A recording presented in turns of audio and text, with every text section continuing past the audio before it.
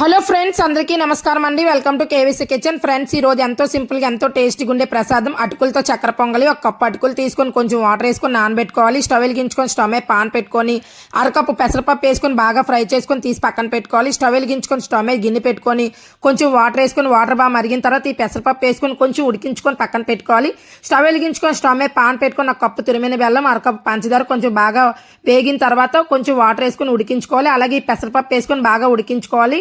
ముందుగా మనం పక్కన పెట్టుకున్న అటుకులు కూడా వేసుకొని బాగా ఉడికించుకోవాలి. బాగా దగ్గర పడిన తర్వాత స్టవ్ వెలిగించుకొని స్టవ్ మీద పాన్ పెట్టుకొని 3 స్పూన్లు నెయ్యి వేసుకొని కొంచెం కొబ్బరి ముక్కలు, కొంచెం జీడిపప్పు, కొంచెం బాదం పప్పు, కొంచెం కిస్మిస్ వేసుకొని బాగా ఫ్రై చేసుకొని కొంచెం ఇలాచీ పౌడర్ వేసుకొని ఈ మిశ్రమంలో కలిపేసుకోవాలి. ఫైనల్గా చిన్న పచ్చకర్పూరం వేసుకొని కలిపేసుకోవడమే రెడీ అయిపోయిందండి. అటుకులతో చక్కెర పొంగలి చాలా టేస్టీగా ఉంటుంది. మీరు ట్రై చేయండి. ఎలా వచ్చిందో కామెంట్ సెక్షన్లో చెప్పండి. నా వీడియో కనుక మీకు నచ్చినట్లయితే నా channel like, share, subscribe. Thank you for watching.